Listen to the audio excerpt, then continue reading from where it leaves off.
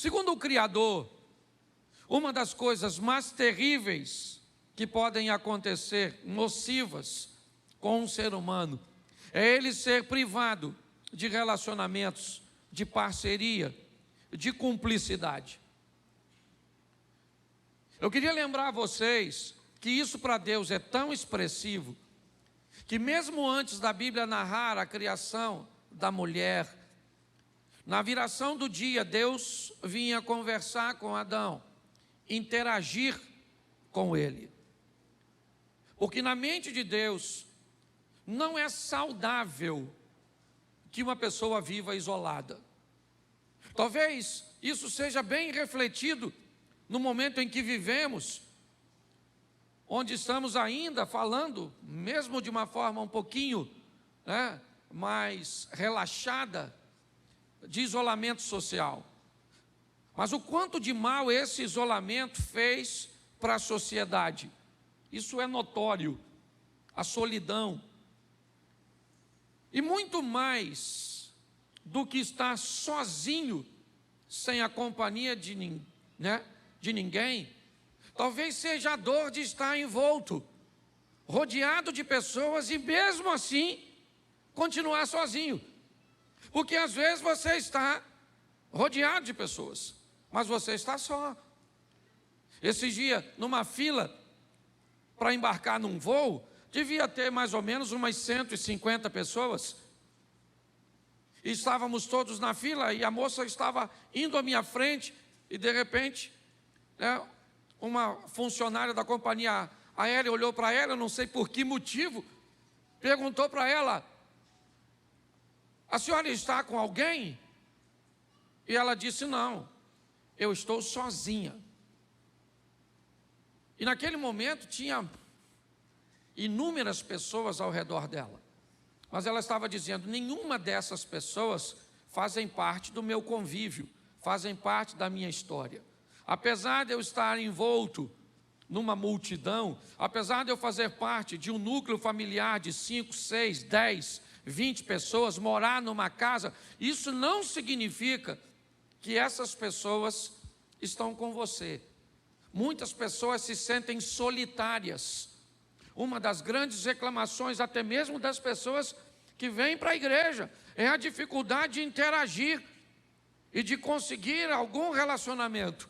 As pessoas se queixam muito disso. Ou seja, eu faço parte de uma igreja de 1000 pessoas e mesmo assim eu ainda continuo solitário. A solidão não é algo que foi feito para o ser humano. Deus tem prazer de que as pessoas se relacionem. E muitas vezes nós nos sentimos só. Hoje eu quero mostrar para vocês, rapidamente, que muitas vezes pessoas vão lhe faltar. Muitas vezes pessoas vão lhe virar as costas. E cuidado com a expectativa que você nutre, principalmente daquelas pessoas cuja qual você aguardava reciprocidade, daquelas pessoas cujas quais você investiu alguma coisa, você ajudou. Dói muito mais, certo? Ver alguém que deveria lhe corresponder de uma forma positiva, lhe virar as costas, do que um estranho. E essa é uma estratégia do diabo. Por que é que as pessoas que nos ferem são aquelas pessoas que mais deveriam nos ajudar? Porque o propósito maligno é causar feridas no nosso coração. Por que é que quem vendeu, ou por que quem vendeu José foram seus irmãos? Porque o propósito era ferir o coração dele. Eu quero mostrar para vocês hoje, rapidamente, algumas situações que pessoas aparentemente estavam sozinhas, mas elas entenderam algumas coisas que, se nós entendermos, vai ser muito fácil. A primeira delas é a batalha de Davi contra o gigante. Presta atenção aqui em mim, não precisa abrir sua Bíblia, qualquer coisa eles vão colocar o texto aqui. Israel está num momento muito difícil. Há um rumor de guerra contra os filisteus, que, diga-se de passagem, já havia vencido Israel numa batalha anterior. Essa situação então se intensifica. E agora, mais uma vez, no Vale de Elau, no Vale de Socó, as tropas estão acampadas para um ambiente de guerra. Quando de repente um soldado dos filisteus, um homem valente chamado Golias, se destaca das fileiras e faz uma proposta para o exército de Israel. A proposta é, ao invés de estabelecermos uma guerra, vamos estabelecer uma outra modalidade de batalha. Vamos estabelecer um duelo. O que é um duelo? É onde alguém se predispõe a lutar sozinho, sem a companhia de ninguém, solitário.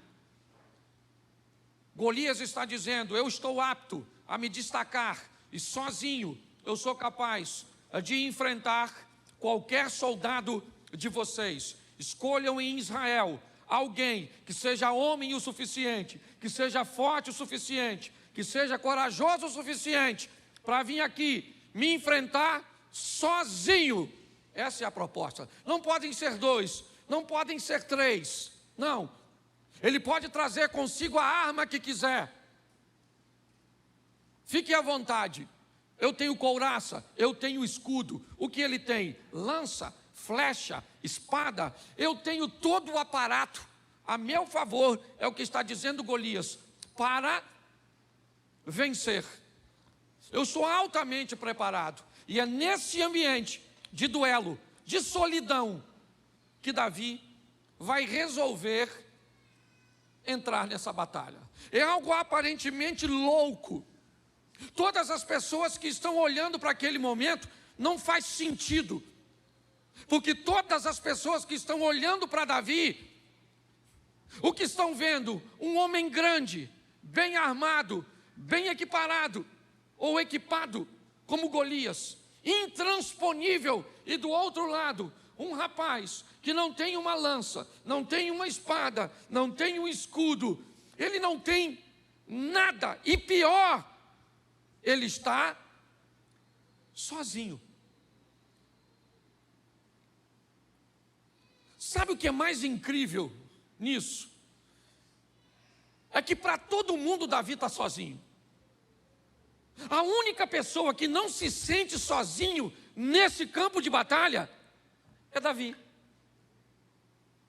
Davi é o único que está naquele ambiente e tem certeza de que ele não está sozinho. Mas pastor, se ele não está sozinho, então não é duelo. Bom, aí é que vem a parte legal. Porque o aliado de Davi não pode ser visto por ninguém. O aliado de Davi, ele é invisível. Então todo mundo que olha só vê Davi. Golias não reclama, aliás, ele até reclama, dizendo, você não tem vergonha de mandar um garoto? Põe para mim o texto na tela, por favor, verso 45 do capítulo 17. 17, 1 Samuel, verso 45. Davi, porém, disse ao filisteu, você vem contra mim com espada, com lança e com dardos, mas eu vou contra você em nome do Senhor dos... Isso, o Senhor dos exércitos, o Deus dos exércitos de Israel, a quem você... Verso 46. Hoje mesmo o Senhor o entregará nas minhas mãos, eu matarei, cortarei a sua cabeça, e hoje mesmo darei os cadáveres, né, do exército filisteus, as aves do céu, os animais selvagens, e toda a terra saberá que há Deus em Israel. Sabe o que esse garoto está dizendo? Pensa só. Todo mundo está olhando, Davi está como? Sozinho. E o que Davi está falando? Ele sabe nada. Vou matar esse cara aí. Mas você está sozinho? Eu não estou sozinho. Deus está comigo. Se você consegue ver Deus ou não consegue, isso não é problema meu, isso é problema seu. Eu tenho certeza de que Ele está comigo. Davi é alguém que está preocupado? Provavelmente está. Ele está amedrontado? Ele está. Mas ele sabe É o que ele está dizendo. Ele falou: olha, rapaz, você vem com espada, escudo, lança, você vem todo aparado. Eu vou contra você em nome do Senhor, e o Senhor dos exércitos, a quem eu sirvo hoje, vai botar você na minha mão. Como é que Deus vai botar Golias na mão do Davi, se Deus não está lá? O que Davi está dizendo, gente, é muito importante nós entendermos isso. Em muitas ocasiões da sua vida, o diabo vai fazer você se sentir sozinho. E não tem problema nenhum nisso. Dependendo da dificuldade, você olha para um lado e para o outro, você não vê nada. Mas uma coisa é ele tentar te seduzir, outra coisa é você acreditar no que ele está tentando te convencer. Deus não é homem para que minta, nem filho do homem para que se arrependa. Se ele falou que estaria conosco todos os dias, é porque ele vai estar conosco todos os dias. Aliás, foi ele que disse que não é bom que o homem esteja, então ele vai estar conosco. Eu gosto disso, daquele ambiente onde ninguém consegue ver o seu aliado, mas você sabe que ele está lá. Ele vai agir a teu favor, ele vai entrar com providência a seu respeito. Quem é que ganha essa batalha? O Davi ou o Golias? E por que ele ganha? Porque não está sozinho, gente. Ele está com Deus. Se tivesse sozinho, morria. Estou falando sério. Não morreu porque Deus está presente. A situação o desafia, certo? Para enfrentar de forma solitária. Então ele não poderia levar Eliabe, seu irmão mais velho, Abinadab, Samar e nenhum de seus irmãos. Seu amigo Jonatas, que na verdade a amizade acaba surgindo depois que ele se torna um campeão de guerra, porque até então ninguém estava muito afim de ser amigo de um borra-botas, que limpava as arminhas do pai, porque é só você começar a vencer que aparece assim de gente querendo estar do seu lado. Começa a perder para você ver se não vai todo mundo embora, e te deixa sozinho. O único que fica contigo quando todo mundo vai embora é aquele que nunca te deixou, o Senhor dos exércitos. Ele não está preocupado na sua conta bancária, ele não está preocupado com sua saúde, se sua mulher foi embora, se seus filhos esqueceram, se seu patrão te mandou embora. Ele não está nem aí. Ele falou: eu vou estar com você até o último dia da sua vida e não da minha, porque eu vou viver para sempre e quero trazer você para mim. É importante nós entendermos isso. Eu gosto desse camarada, primeiro pela valentia. A valentia a ponto de ter certeza de que Deus era com ele, quando ninguém conseguia ver. Pastor, como é que eu consigo isso? Isso é fácil, Davi também ensina. Um pouquinho de cada vez. Quando Saul tenta convencer, Saul fala para Davi: garoto, deixa eu explicar uma coisa para tu. Senta aí. Tu viu o tamanho do cara? Tu sabe quantas pessoas aquele cara já matou? Você vai morrer, garoto. Você não pode ir contra aquele gigante. Ele é matador desde garoto. Quase matou a mãe dele quando nasceu. O cara é matador. Davi falou: peraí. Deixa eu te explicar um negócio. Eu estou acostumado. Volta e meia eu vejo Deus me dando vitória. Volta e meia eu vejo Deus agindo em ambientes que ninguém consegue ver.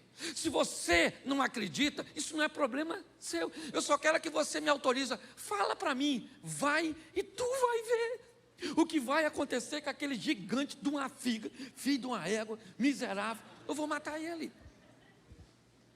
Ninguém acreditava nele. Querido, deixa eu te dar uma notícia muito importante.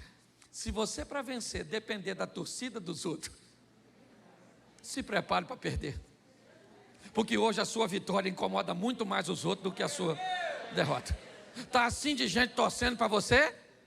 E cuidado, que a maioria dessas pessoas que torcem com força está perto de tu. Porque inveja não é coisa que você tem de quem está longe. Você tem inveja do salário do Neymar? Aí do teu irmão. Esse dia eu achei legal, o cara falou assim: eu sonho em ganhar 20 mil. Igual o meu irmão.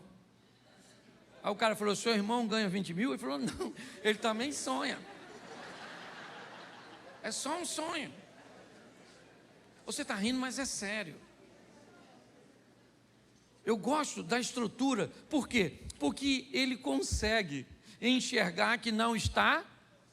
Eu não sei como é que você se sente em algumas fases da sua vida, mas a Bíblia diz que Deus vai estar presente. Posso ouvir um amém?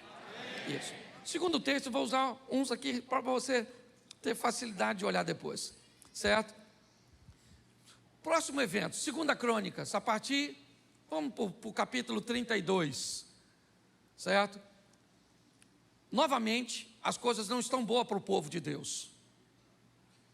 Agora Israel está cercada. Agora o exército não é mais dos filisteus, são os sírios, pela mão de Senaqueribe. Agora as coisas estão extremamente difíceis. O rei, ele não quer invadir, ele quer que o povo se renda, então ele manda uma carta, que é lida diante do povo. Ele está com um exército do lado de fora.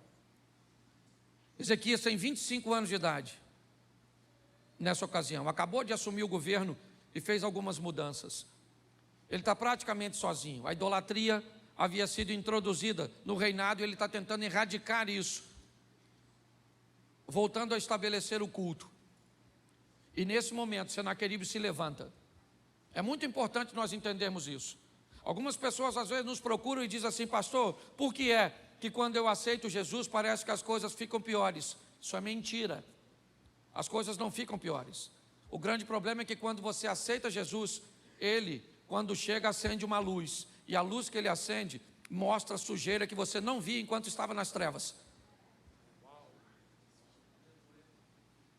O problema é que quando Ele chega, Ele mostra que tem pessoas que não devem mais estar na sua vida. E aí você começa a enxergar coisas que você não via antes. Aí dá a impressão de que as coisas pioraram. Mas não tem pior, o troço já estava ruim. É que você estava, né, cego nesse ambiente. Quando eu olho para esse texto, o que eu vejo? Um cara cercado. Exército ele praticamente não tem. A estrutura dele para se defender é basicamente nenhuma. Ele não tem recursos nenhum, nem para estabelecer aliança com outros reis, porque o pai dele decretou falência para a gestão dele. Ezequias não tem nada. Os utensílios todos de ouro, de prata, de bronze, de tudo, da casa dos príncipes, ele deu tudo para o exército da Síria e dos assírios. Ele não tem nada, ele não tem como fazer aliança. É nesse ambiente que ele está aparentemente sozinho, liderando um grupo que não tem nenhuma condição de vencer. Só que o versículo 7, 2 Crônicas 32, 7. Ezequias diz assim: sejam fortes e corajosos, não tenham medo, nem desanimem por causa do rei da Assíria e do seu... Não, bota lá o adjetivo. Enorme exército, pois conosco está um poder maior do que o que está. Presta atenção. No meio daquele caos, Ezequias diz: nós não estamos sozinhos, tem alguém conosco que é maior do que tudo que ele tem.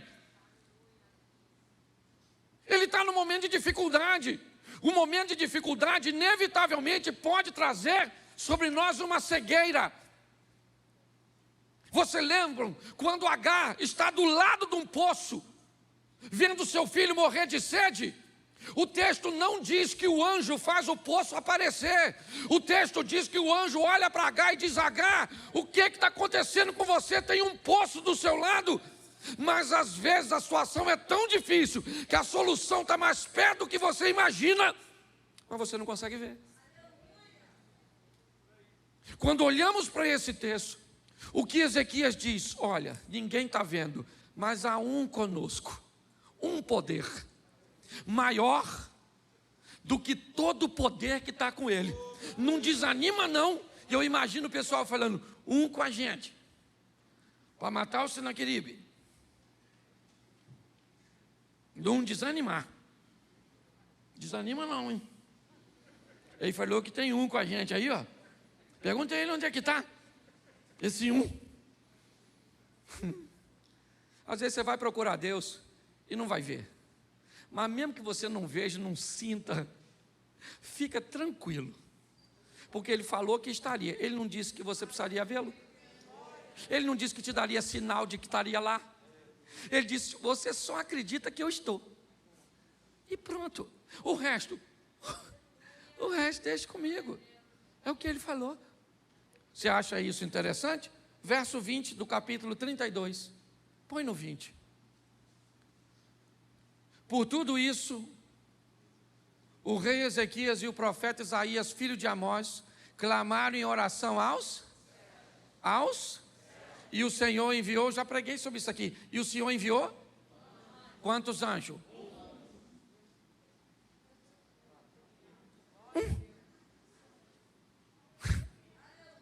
Sabe contar? Um anjo. Aí você acredita se quiser. O texto diz que o anjo veio, matou, resolveu a parada toda. E todo mundo que queria matar o Ezequias, depois disso, vinha visitar ele, trazendo presente, falando, ô Ezequias, gente boa, falei com o Senaqueribe, não se mete com o Ezequias. Ezequias não é, porque é o maior barato. Quem diz que você não ganharia, mas fica tão surpreso quando você vence. Quem diz que você ia falir, aparece lá na sua loja, no seu comércio, e diz, olha, eu tinha certeza de que você ia superar. Quem te viu lá no bico do urubu, lá no UTI, quando te encontra, diz, sabia que Deus ia fazer, sabia nada. Sabe como é que ele falava? Não passa de hoje, segundo informações. Infelizmente, querido, isso não é um privilégio só seu, não. O texto, ele é bem claro. Há pessoas que sabem que Deus está lá. E essas pessoas vivem o milagre. Foi assim com Davi, foi assim com Ezequias. Ele diz, com ele está o braço de carne, conosco está o Senhor. Deus está com a gente. É muito importante nós entendermos isso. Vamos dar mais uma olhadinha no terceiro? Outra situação, pensa só problema difícil. Agora, um exército cercou a casa de um cara. Note que vai ficando pior. Primeiro duelo, homem a homem. Agora cercou uma cidade e agora cercou uma residência só. Lá em Dotã, na casa do Eliseu. O exército da Síria cercou tudinho, sem rota de fuga, nem invadir à noite. Para não dar mais do cara fugir. Para prender quantos camaradas? Um só. Inimigo número 1 da Síria, o gordinho, carequinha, Eliseu. Acorda de manhã, o garoto abre a porta e se depara com aquele exército grandão, o menino começa a tremer, fica apavorado, até porque é menino. Problema é problema para todo mundo. A diferença é que menino se comporta de um jeito e homem se comporta de outro. Menina se comporta de um jeito e mulher de Deus se comporta de outro. Mas problema é problema para todo mundo. Se você acha que você é o único que tem, vai bater um papo. A casa está cercada, o garoto abre, vê aquela multidão e o menino fica apavorado, procurando um lugar para fugir. Não tem lugar para ir, certo? E nesse momento, segundo o livro dos Reis, capítulo 6, verso 16, diz assim. Segundo o livro dos Reis, 6, 16. O profeta respondeu. O que ele respondeu? Não tenha? Por que o menino está com medo? Porque ele está se sentindo sozinho. E tem um exército lá do lado de fora, querendo entrar. E pior, escute só, o exército quer pegar quem? O Eliseu. E quem é que está com o Eliseu? O menino. Entendeu?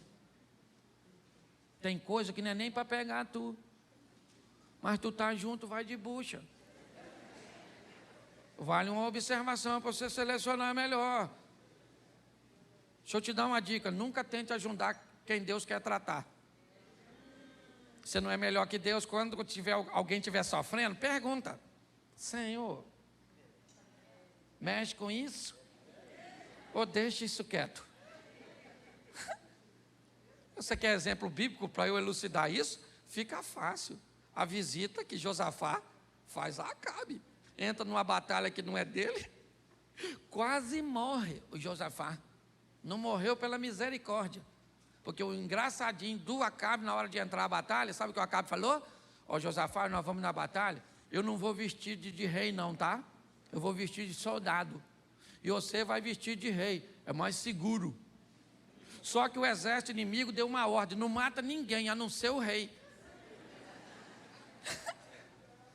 Ele só tinha ido num jantar. Se lascou. Quando os caras viram o rei, saíram correndo atrás do Josafá. E o Acabe, está tranquilão. De repente alguém viu que falou, não é o Acabe não. Se você, escute o que eu estou falando, já me lasquei com isso.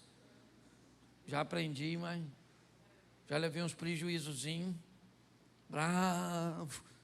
Quando Deus estiver tratando alguém, pergunta antes de se meter.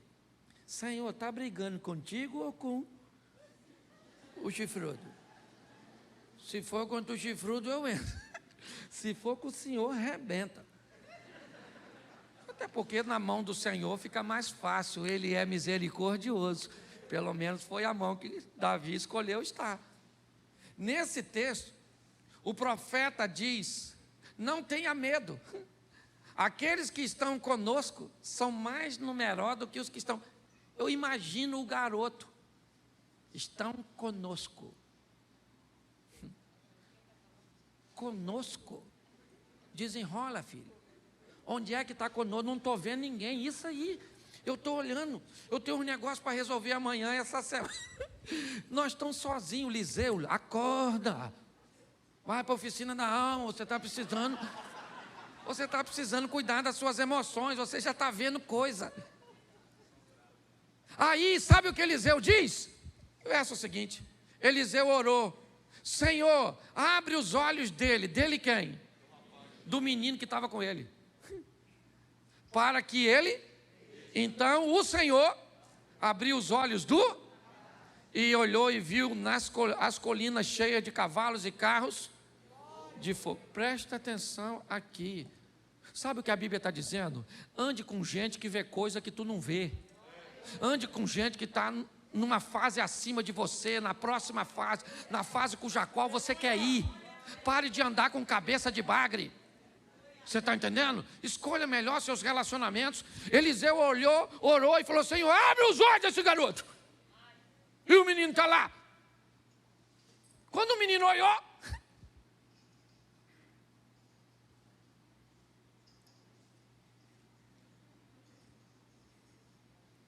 estava aí já, Eliseu? Por isso que tu está tranquilo assim. Eu não estava vendo não. Eu imagino o garoto se destacando agora e falando, chega aí, irmão. Veio pegar o Liseu e eu. Né, Liseu? Fala para encarar os cavalos de fogo aí, ó. O Vingador. Não está parecendo Caverna do Dragão? Está parecendo. Escute só, querido. A gente fala muito, mas na hora de viver o negócio fica difícil. Basta enfrentar um probleminha. Não, às vezes não precisa nem de um gigante para você ter medo. Só um anão que aparece. Morri. O que a Bíblia está dizendo é que Deus está onde sempre esteve, no controle de todas as coisas. Não é Deus que tem que agir. Segundo a Bíblia, somos nós que temos que abrir os olhos. Está aqui na Bíblia. Posso ouvir um amém? Isso. Você quer ver o outro também que não dá para entender? O tal do Elias. Pensa num cara extraordinário. Um dia invocou com Acabe e falou, aí Acabe, a partir de hoje, o texto nem diz que foi Deus que mandou. Diz que ele invocou e falou assim, ó, segundo a minha palavra, eu sou assim com a chefia. Então não chove mais. Ele só esqueceu que morava lá. Um pequeno detalhe. Ele só... Não chove na terra que ele morava. O miserável amaldiçoando o local que ele está. Por isso não podia dizer, não chove lá. A partir de hoje não chove mais aqui na sua terra. Pronto. Aí o Acabe quer matar ele. Deus fala, foge, vai lá. Ninguém mandou você falar. Foge para o Ribeiro de Querite. Já conversei com o corvo para dar comidinha para você e você toma água. A água secou. Aí o corvo estava trazendo comida, estava entalando. Deus falou, vai para Serepta, que pertence a Sidom, fora dos termos administrativos de Acabe, porque já conversei com a viúva para cuidar de tu. Lá vai o Elias para procurar a viúva. É solteiro, deve estar achando que vai arrumar até um relacionamento. Uma viúva maneira, de um desembargador, um funcionário público altamente do escalão. Chega lá, uma mulher catando uns gravetos. Olha como é que Deus é engraçado. Aí sabe o que Deus faz? Agora você volta para conversar com Acabe. Aí encontra lá os profetas, faz fogo, fogo, fogo, lembra? Fogo, mata os bichos, tudo. Os soldadinhos lá com os caras. Aí vai para o Monte Carmelo. Aí chega lá, pede fogo, cai o fogo. Aí Acabe sai correndo para casa e fala com Jezabel. Jezabel, menino, deixa eu falar uma coisa contigo. Elias matou os profetas do seu pai, tudo. Jezabel falou, o quê? Amanhã, essa hora, ele está morto. Alguém foi lá e falou para o Elias, Jezabel falou que vai te matar. Saiu correndo. Um cara matou 450 homens, foge de uma mulher. O que é isso? Crente. Crente enfrenta hoje um problema grande. Deus abre portas, Deus fez milagres, e basta enfrentar um outro problema. Não dá mais para segurar. Poxa, você está rindo de você mesmo, não é de mim não. Volta e meia nós estamos fazendo. Sabe o que Elias faz? Eu vou até ler. Capítulo 19, verso 14. 1 Reis 19, 14. Ele respondeu. Quem respondeu? Tenho sido muito zeloso pelo... Olha o que já está reclamando. Falando que ele está cuidando de tudo, zeloso. O Deus dos exércitos. Os israelitas rejeitaram a tua, quebraram os teus e mataram os teus profetas. O que ele falou? Última bolacha do pacote. Sou o único que sobrou. Deus falou, Elias, verso 18. Agora Deus humilhou também. Verso 18. No entanto, fiz sobrar 7.000. Para tu que achava que estava sozinho, tu é o 7.000. Mas o cara se sente, por quê? Porque está debaixo de uma pressão. É muito comum isso, gente. Embaixo da pressão, o que o diabo faz? Ele não pode te possuir, porque o Espírito Santo está em você. Então ele não pode fazer uma possessão. O que ele faz? Uma opressão. Ele começa a te apertar. Perde o sono, perde o apetite, perde o humor, perde isso, perde aquilo outro. Aí você já começa a achar que não tem mais ninguém no mundo, que ninguém te ama, que é melhor morrer. Já começa esse sentimento doido. E quem viveu isso? O Elias. O que a Bíblia está dizendo? Acorda, abra os seus olhos. O diabo vai querer te enganar, dizer que você está sozinho, que essa igreja não é para você, porque você não deve andar com Jesus, porque... Poxa. Agora uma coisa me encanta. É Jesus dizendo que ficou sozinho. Aliás, a maneira com que Jesus conduz seu ministério e os exemplos que ele nos dá é uma coisa fabulosa. Num determinado momento ele está orando e diz, Senhor, eu estou orando dessa forma, mas eu sei que todas as vezes que eu falo, tu sempre me ouve. Aqui Jesus diz da garantia e da certeza que Deus está sempre com ele. Mas no Getsemane, ele faz o oposto. Ele diz, Deus meu, por que me desamparar? Aquele que diz, em determinados momentos, que tem a garantia e a certeza de que Deus está sempre com ele, também nos dá o exemplo de que há momento da dor humana, de que parece que Deus foi embora. Se você acha que isso é uma fraqueza de Jesus, longe disso. Aliás, exatamente pela tenacidade de sua força, que ele não tem medo de mostrar a fragilidade do corpo e da vida que ele idealizou e que ele veio ocupar para nos livrar da morte eterna. Mas ele também nos mostra que há momentos que as coisas ficam tão difíceis que o ser humano vai sentir que ele está sozinho. E ele mostra essas duas fases, assim como nós vamos encontrar em Elias, em Eliseu, em Davi, em Ezequias. Agora, um dos textos que mais me emociona quando o assunto é solidão é Juízes 16, 20. Para mim, não há texto mais doloroso do que esse. Então ela chamou: Sansão, os filisteus estão atacando. Ele acordou do sono e pensou: sairei como antes e me livrarei. Mas não sabia que o Senhor o tinha deixado. É um dos únicos textos que você vai ver ele sozinho. Ele teve tantas oportunidades. Deus deu a ele tantos momentos que ele poderia refletir. Ele levantava e dizia: sairei esta vez e vencerei como venci. E ele quebrava as cadeias, quebrava as amarras e fazia tudo.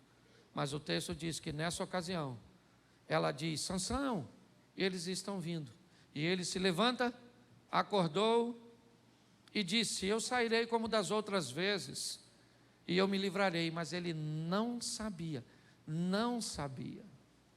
O que ele não sabia? O que Davi sabia. O que ele não sabia? O que Ezequias sabia. O que ele não sabia? O que Eliseu sabia. O que ele não sabia é o que Elias estava duvidando. Note que Davi tem a certeza, Ezequias tem a certeza, Eliseu tem a certeza, Elias titubeia, Jesus dá um exemplo, mas Sansão achou que Deus era com ele. A vida de Sansão, a partir daquele dia, era fazer força sem sair do lugar. A vida de Sansão se tornou isso. Empurrando uma estrutura pesada, fazendo forças, cego, sem sair do lugar. Simplesmente porque não conseguiu sobreviver a coisa doce em lugar proibido, como o mel na ossada, a não controlar as paixões incorretas, relacionamentos inadequados, a rejeitar, o aconselhamento e a instrução de seus pais. Quando nós olhamos a vida deste moço, ela é muito triste. Eu encerro agora perguntando a você: e você? O que fala de solidão?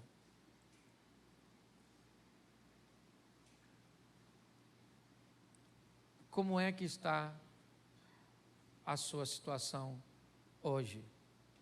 Ontem, nós tivemos um evento aqui dos obreiros. E eu recebi um abraço de um irmão aqui da igreja. Mas pensa assim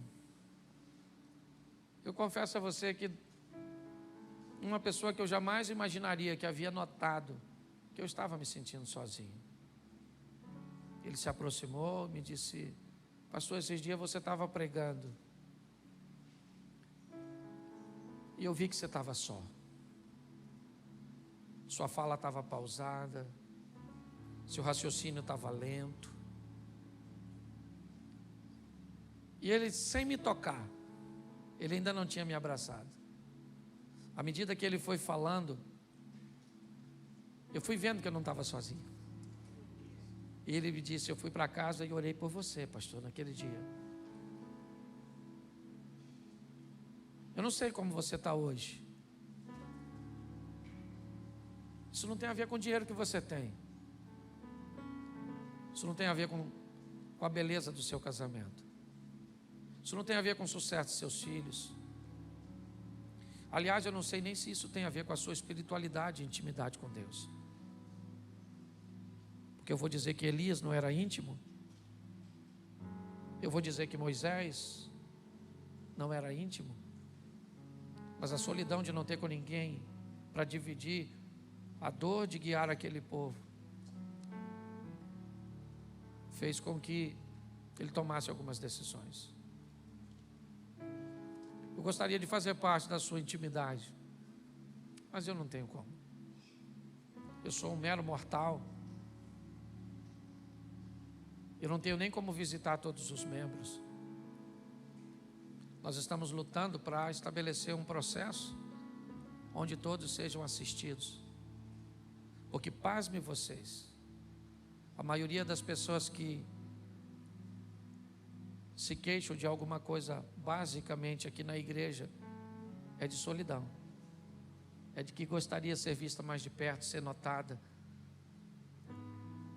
Essa tem sido uma deficiência. Mas eu quero dizer a você, pessoas vão lhe faltar. Em muitos momentos você vai olhar, mesmo sendo bem casada, você vai se sentir solitária. Mesmo bem casado, você vai se sentir solitário. Mesmo com 4, 5 filhos amorosos, vai ter momentos. Mesmo com toda a estrutura. Mas hoje Deus me trouxe aqui para falar para você e para mim. Independente de como seja o seu momento, você nunca vai estar sozinho. Nunca. Mas pastor, Sansão estava. Não. Ele não estava só. Deus estava lá. Mas Deus já tinha dado oportunidade demais para ele continuar vivo. Ele cumpriu o seu propósito. Se você conhece a história do Sansão, você sabe. O texto chega a dizer que ele matou mais na morte do que na vida. E eu aprendo aqui que às vezes nós morremos antes da hora. Perdemos batalhas que poderíamos ganhar. Sentimos dor em situações que deveríamos estar alegres, simplesmente porque negligenciamos os sinais. Eu não sei o que Deus tem falado com você e como Ele tem te alertado, mas essa é uma decisão sua. Como pastor, e conheço um pouquinho a Bíblia, eu sei que eu não posso privar ninguém de dores. Jesus mesmo disse: enquanto você estiver nesse mundo, você vai ter aflição. Mas eu aprendi que colocar os princípios no lugar certo não te livra das dores, mas suaviza bastante. Você pode eliminar quase todos os problemas da sua vida se você colocar os princípios de Deus. Mas essa é uma escolha sua. É você que decide. Eu queria que você ficasse de pé nesse momento. O culto está acabando e eu não vou poder ir com você. O pastor Eliezer não vai poder ir com você. O Sidney, o Osias, ninguém no Ministério de Louvor vai poder ir com você. Mas tem alguém aqui que pode. Esse alguém é Deus. E mesmo que você não veja, Ele vai te acompanhar.